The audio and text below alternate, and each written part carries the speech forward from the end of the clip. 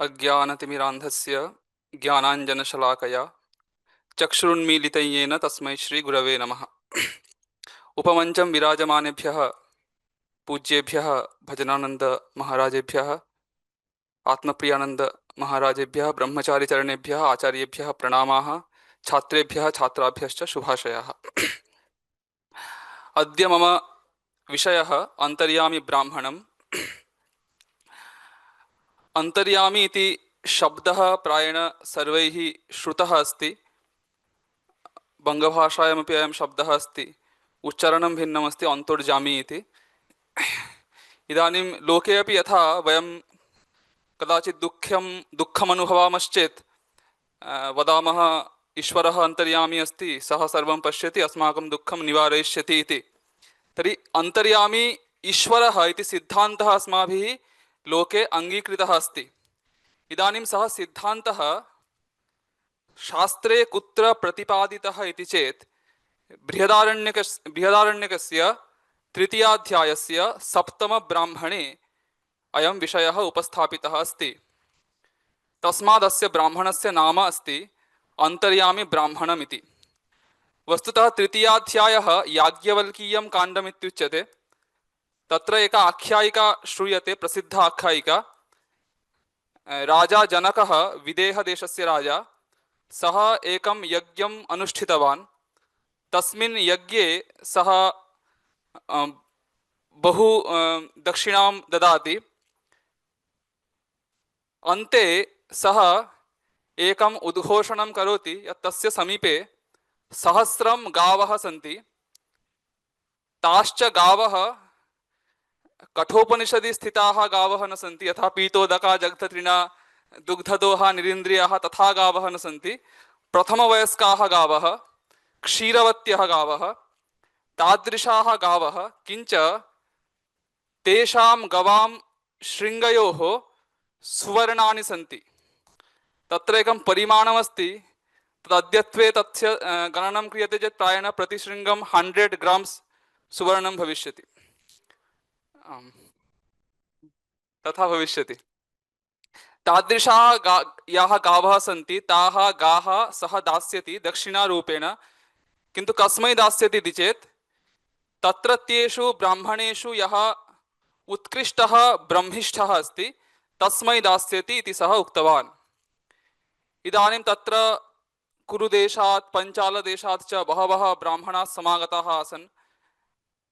कस्यापि साहसः न जातः यत् वदति यत् अहमेव उत्कृष्टः ब्रह्मिष्ठः इति। तस्मिन् काले याज्ञवल्क्यः साहसम् अकरोत्। सः उक्तवान् स्वशिष्याय, हे सामश्रव, भवान् एताः गाः स्वीकृत्य मम गृहं प्रति गच्छतु इति। तत् श्रुत्वा अन्ये ये ब्राह्मणाः आसन् ते कुपिताः सञ्जाताः। अतः ते याज्ञवल्क्यस्य ब्रह्मज्ञत्वं परीक्षितुं कांश्चन प्रश्नान् पृच्छति। एकैकं प्रश्नम् आदाय एकैकं ब्राह्मणं भवति। यथा आदौ भुज्युः, आदौ उषस्तः, ततः परं भुज्युः, अर्थभागः, एवं क्रमेण अस्ति। तत्रैव सप्तमब्राह्मणे उद्दालकः, अरुणेः पुत्रः उद्दालकः प्रश्नं पृच्छति। सः एव तदेव ब्राह्मणम् अन्तर्यामी ब्राह्मणम् इत्युच्यते। उद्दालकः पृच्छति यत् सः कदाचित् यज्ञम् अध्येतुं मद्रप्रदेशं गतवान्। तत्र सः कपिगोत्रोत्पन्नस्य पतञ्जलाख्यस्य कस्यचित् गृहे न्यवसत्। तस्य पतञ्जलस्य पत्नी गन्धर्वगृहीता आसीत्। गन्धर्वगृहीता नाम गन्धर्वेण आवेशिता। यथा इदानीं लोके भूतावेशो भवति, देवावेशो भवति, तथा गन्धर्वावेशः। याज्ञिकाः तम् अपृच्छन् भवान् कः इति। तदा सः उक्तवान् अहम् आथर्वणः कबन्धः इति। तदा गन्धर्वः तान् याज्ञिकान् अपृच्छत् यत् भवन्तः किम् इदं तत्त्वं जानाति येन तत्त्वेन, नाम येन तत्त्वेन यत् सूत्रमस्ति, येन सूत्रेण इदं सम्पूर्णं जगत् ग्रथितमस्ति। किञ्च यः अस्य सम्पूर्णस्य लोकस्य अन्तर्यामी अस्ति। एतत् प्रश्नद्वयस्य समाधानं भवन्तः यदि जानन्ति तर्हि भवन्तः सर्वविदः, अन्यथा भवन्तः न तथा इति सः उक्तवान्। तदा याज्ञिकाः उक्तवन्तः वयं वयं न जानीमः इति। तदा गन्धर्वः तत् तत्त्वं तेभ्यः उपदिष्टवान्। इदानीं तत् तत्त्वं तस्मात् उद्दालकः जानाति। अतः सः याज्ञवल्क्यं पृच्छति यद् भवान् यदि मन्यते यद् भवानेव उत्कृष्टः ब्रह्मज्ञः इति, तदा भवता इदं तत्त्वम् अवश्यं ज्ञातव्यमस्ति। अतः यदि भवान् एताः गाः स्वीकर्तुमिच्छति तर्हि भवता इदं तत्त्वं व्याख्येयं। तर्हि प्रश्नद्वयम् आगतम्, एकं सूत्रं किम्, अपरः अन्तर्यामी कः इति। तत्र सूत्रं किमिति इत्यस्य समाधानं ददाति।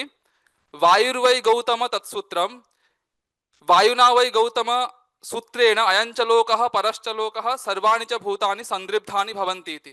अर्थात् वायुतत्वमेव सम्पूर्णस्य लोकस्य सूत्रं। यथा मणिमाला भवति, तत्र मणयः बहवः भवन्ति, ते मणयः एकेन सूत्रेण ग्रथिताः भवन्ति, तथैव अनेन वायुतत्वेन अयं सम्पूर्णः लोकः ग्रथितः अस्ति।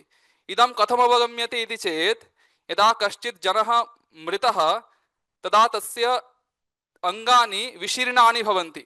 यथा सूत्रं छिन्नं भवति चेत् मणयः इतस्ततः विक्षिप्ताः भविष्यन्ति, तथैव वायु अपगमे, प्राणवायु अपगमे अङ्गानि शिथिलानि भवन्ति। अनेन इदम् अवगम्यते यत् अनेन वायुतत्वेन सम्पूर्णः लोकः सन्दृब्धः अथवा ग्रथितः अस्ति। इदञ्च वायुतत्वं सामान्यं नास्ति, इदम् आकाशवत् सूक्ष्ममस्ति, पृथिव्यादीनां धारकमस्ति। एतद् वायुतत्वात्मकं समष्टिव्यष्टि सूक्ष्मशरीरमस्ति। पुनः यथा समुद्रस्य उर्मयः भवन्ति तथैव अस्य 49 मनुद्गणाः बाह्यभेदाः सन्ति। एवं प्रकारेण वर्णनं तत्र लभ्यते। इदानीम् अनेन समाधानेन उद्दालकः सन्तुष्टो जातः यत् वायुतत्वमेव अस्य सम्पूर्णस्य लोकस्य सूत्रभूतमिति। इदानीं द्वितीयः प्रश्नः, कः अन्तर्यामी कः इति प्रश्नः। तस्य प्रश्नस्य समाधानं ददाति। आरभते एवं, यः पृथिव्यां तिष्ठन् पृथिव्या अन्तरो यं पृथिवी न वेद यस्य पृथिवी शरीरं यः पृथिवीम् अन्तरो यमयति एषत आत्मा अन्तर्याम्यमृतः।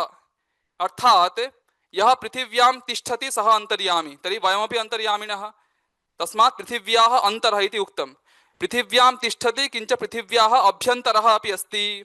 तर्हि पृथिव्याः अभ्यन्तरश्चेत् पृथिव्यभिमानी देवः अन्तर्यामी भविष्यति। तस्मादुक्तं यं पृथिवी न वेद, यम् अन्तर्यामिनं पृथिवी न जानाति तादृशः अन्तर्यामी। पुनः उक्तं यस्य पृथिवी शरीरं। वस्तुतः किमस्ति, यः नियन्ता भविष्यति तस्य किञ्चित् शरीरम् अपेक्षते। इदानीं परमात्मा तु निरवयवः, तस्य शरीरं नास्ति। तस्मात् अत्र उक्तं पृथिवी एव शरीरं। पृथिवीदेवतायाः यत् कार्यकरणानि यानि सन्ति तानि एव परमात्मनः अपि कार्यकरणानि। तस्मात् अशरीरवत्वं तस्य न वक्तव्यं। तदनन्तरम् उक्तं यः पृथिवीम् अन्तरो यमयति, अर्थात् पृथिव्याः अन्तस्थितः सन् पृथिवीं नियमयति नियन्त्रयति सः एव आत्मा अन्तर्यामी। सः कस्य आत्मा? ते इत्थम् एष त आत्मा, त नाम एष ते आत्मा। ते नाम न केवलं तव मम सर्वभूतानाम् अयम् आत्मा, स एव अन्तर्यामी। अमृतः नाम सर्वसंसारधर्मवर्जितः। एवम् अन्तर्यामिनं पृथिव्यां निरूप्य ततः परं क्रमेण जलम्, अग्निः, अन्तरिक्षं, वायुः, द्यौः, आदित्यः, चन्द्रतारकं, दिक्, पुनः आकाशः, तमः, तेजः, एवं अधिदैवं तस्य निरूपणं कृत्वा पुनः अधिभूतं निरूपणमस्ति। यः भूतेषु सर्वेषु भूतेषु तिष्ठन् सर्वेभ्यो भूतेभ्यो अन्तरो यं सर्वाणि भूतानि न विदुः यस्य सर्वाणि भूतानि शरीरं यः सर्वाणि भूतानि अन्तरो यमयति एषत आत्मा अन्तर्याम्यमृतः। एवं अधिभूतं अन्तर्यामी दर्शनं निरूप्य ततः अध्यात्ममपि इन्द्रियादिषु तस्य निरूपणं करोति। इदानीं तत्र प्रश्नः भविष्यति, यदस्तु वयं तु मनुष्याः वयं पृथिव्या अन्तर्यामिनं ज्ञातुं न शक्नुमः, किन्तु पृथिव्यादि अभिमानिन्यः याः देवताः सन्ति ताः अपि कथं, तेषां तु ते तु समर्थाः सन्ति, ते अपि कथं ग्रहीतुं न शक्नुवन्ति इति प्रश्नः भविष्यति। अतः तस्य समाधानमपि तत्रैव उक्तम्, अदृष्टो द्रष्टा अश्रुतश्रोता अमतो मन्ता अविज्ञातो विज्ञाता इति। अर्थात् परमात्मा दर्शन क्रिया अविषयः, श्रवण क्रिया अविषयः, मनन क्रिया अविषयः, विज्ञान क्रिया अविषयः। एवं दर्शनादि क्रियाणाम् अविषयत्वं तस्य प्रतिपादितं। तस्मात् मनुष्य देवादयः अपि तस्य दर्शनादिकं कर्तुं न शक्नोति इति प्रतिपादितमस्ति। अतः अन्ते एवं निरूप्य अन्ते अन्तर्यामिनः स्वरूपं निरूपयति। नान्योतस्ति द्रष्टा, नान्योतस्ति श्रोता, नान्योतस्ति मंता, नान्योतस्ति विज्ञाता, एषत आत्मा अंतर्याम्यमृतः अतोन्यदार्थम इति। अर्थात यस्मात् अन्यः द्रष्टा नास्ति, श्रोता नास्ति, मंता नास्ति, विज्ञाता नास्ति, यः स्वयं द्रष्टा श्रोता मंता विज्ञाता किंच स्वयं अदृष्टः अश्रुतः अमतः अविज्ञातः सर्व संसार धर्म वर्जितः प्राणिनां कर्म फल विभागकर्ता सह एव अंतर्यामी इति अंतर्यामिनः स्वरूपं निरूपितमस्ति।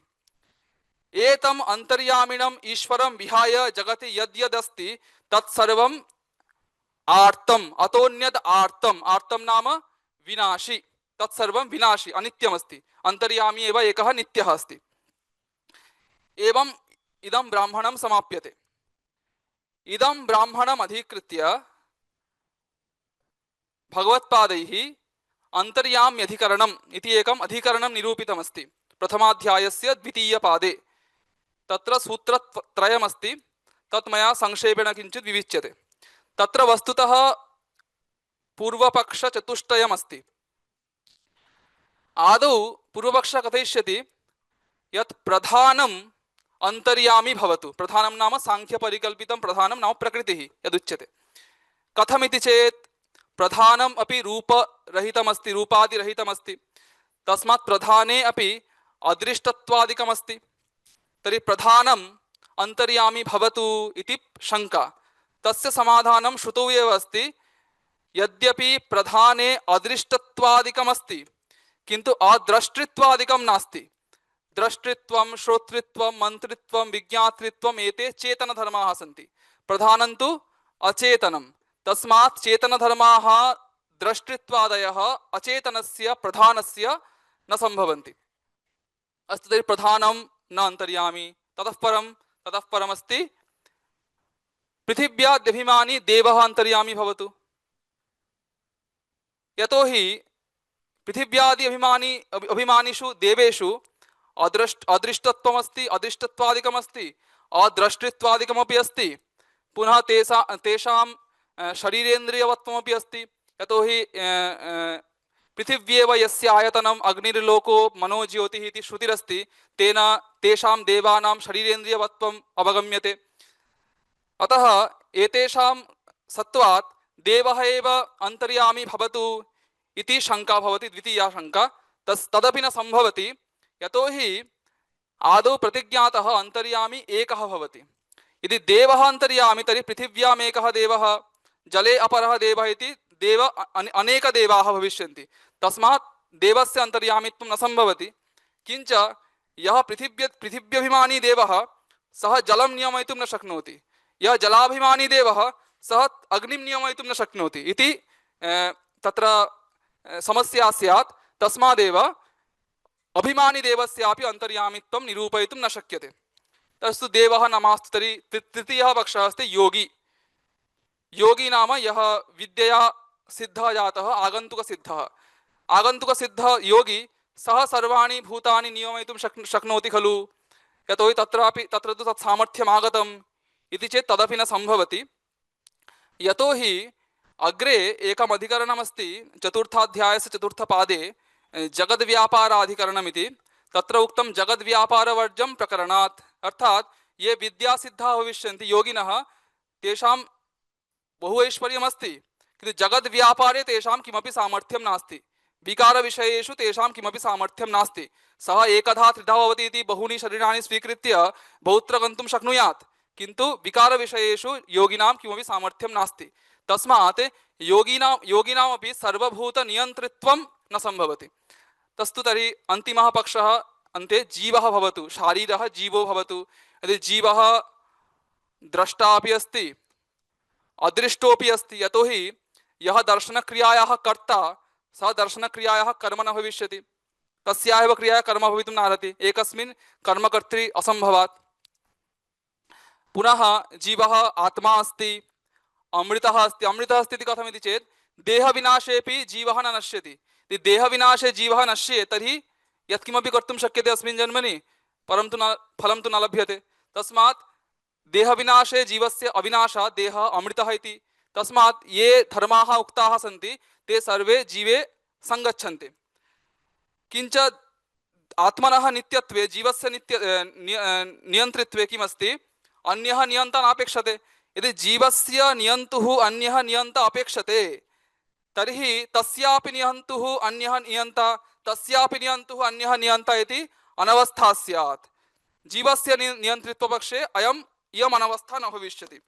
अपि च तर्हि जीवस्य सर्वलोक नियन्त्रित्वं कथं, मम अहं जीवः मम सर्वलोकनियन्त्रित्वं कथम् इति चेत् जीवः कर्म करोति, तेन कर्मणा पुण्येन वा पापेन वा तेन कर्मणा धर्मः अधर्मः वा उत्पद्येते। तौ धर्माधर्मौ वस्तुतः लोकं नियमयतः। धर्मवशादेव खलु सर्वं भवति, अधर्मवशः भवति। तस्मात् धर्माधर्मयोः लोकनियन्त्रित्वात् धर्माधर्मौ कथम् आगच्छतः, कर्मणा। कर्म कः करोति, जीवः। तस्मात् जीवः एव परम्परया लोकं नियमयति। तस्मात् जीवस्य सर्वलोक नियन्त्रित्वम् अपि उपपद्यते। तस्मात् जीवः एव अन्तर्यामी भवतु इति पूर्वपक्षः स्थितः, किन्तु सः अपि पक्षः न युज्यते। कथमिति चेत् जीवः परिच्छिन्नः अस्ति, अन्तःकरणावच्छिन्नो जीवः। तस्मात् परिच्छिन्नस्य जीवस्य सर्वलोकनियन्त्रित्वं न सम्भवति। परमात्मा तु श्रुतिषु स्मृतिषु इतिहासे पुराणे च सर्वत्रैव तस्य जगत् योनित्वं प्रतिपाद्यते। जगत् योनित्वं नाम जगत् कारणत्वं। किमस्ति, कर्ता एव कारणं नियमयितुं शक्नोति। यः सम्पूर्णस्य जगतः कर्ता तस्यैव सम्पूर्ण जगत् नियमने सामर्थ्यं स्यात्। सम्पूर्णस्य जगतः कर्ता कः, परमात्मा। तस्मात् परमात्मनि एव सर्वलोकनियन्त्रित्वं सम्भवति। अस्तु, परमात्मनि सर्वलोकनियन्त्रित्वं सम्भवति इति युक्तं, किन्तु अस्माभिः पूर्वमेका शङ्का कृता आसीत् यत् नियन्तरि शरीरमपेक्षते, तत्तु परमात्मनः नास्ति खलु इति चेत् पूर्वमेकं समाधानं दत्तमस्ति यत् पृथिवी देवतायाः यत् शरीरं तदेव परमात्मनोऽपि शरीरं। यतोहि सर्वमपि परमात्मनः या शक्ति अविद्या तस्यैव विकारभूतमस्ति, परिणामभूतमस्ति। अपरं समाधानम् अत्र इदमस्ति, तदस्ति सशरीरः नियन्ता इति लोकमनुसृत्य वर्तते। लोके तथा दृश्यते यत् सर्वदा नियन्ता शरीरविशिष्टो भविष्यति, किन्तु वस्तुतः चेतन सान्निध्येन जडे यः व्यापारः दृश्यते तदेव नियमनं, तच्छक्तिमत्वम् एव नियन्त्रित्वम्। अत्र ब्रह्मणि अचिन्त्य मायाशक्तिवशात् तत् सामर्थ्यमस्ति यत् ब्रह्म सान्निध्येनैव जडे व्यापारः जायते। तस्मात् ब्रह्मणि अपि सर्वलोकनियन्त्रित्वम् उपपद्यते। इदानीं प्रश्नः भविष्यति यत् ब्रह्म यदि नियन्त्री तर्हि जीवः एकः नियन्ता, तस्य जीवस्य यः प्रश्नः पूर्वं कृतः, जीवः एकः नियन्ता, तस्य जीवस्य नियन्त्री ब्रह्म अन्यत्, तस्य नियन्तुः ब्रह्मणः अन्यः नियन्ता, एवम् अनवस्था भविष्यति खलु इति चेत् सापि शङ्का न युक्ता। यतोहि अत्र जीव परमात्मनोः मध्ये वस्तुतः कोऽपि भेदः नास्ति। यः नियम्यः सः एव नियामकः। यत्र नियम्य नियामकयोः भेदः तत्रैव अनवस्था दोषप्रसङ्गः। यत्र नियम्यः जीवः यः सः एव नियामकः परमात्मा। तस्मात् अनवस्था दोषस्य प्रसङ्गः एव अत्र नास्ति। अतः एव नान्योतोऽस्ति द्रष्टा, नान्योतोऽस्ति श्रोता, नान्योतोऽस्ति मन्ता, नान्योतोऽस्ति विज्ञाता इति श्रुतिः उपपद्यते। किञ्च परमात्मनः अन्तर्यामित्वपक्षे यत् एकत्वमुक्तं, यत् अमृतत्वमुक्तं, नित्यत्वं तत्सर्वमपि सम्यक् सङ्गच्छते। तस्मात् परमात्मा एव अन्तर्यामी इति सिद्धान्तः स्वीकृतः। तस्मादेव गीतायां भगवान् 18 अध्याये कथयति, ईश्वरः सर्वभूतानां हृद्देशेऽर्जुन तिष्ठति भ्रामयन् सर्वभूतानि यन्त्रारूढानि मायया। सर्वेभ्यो नमो नमः।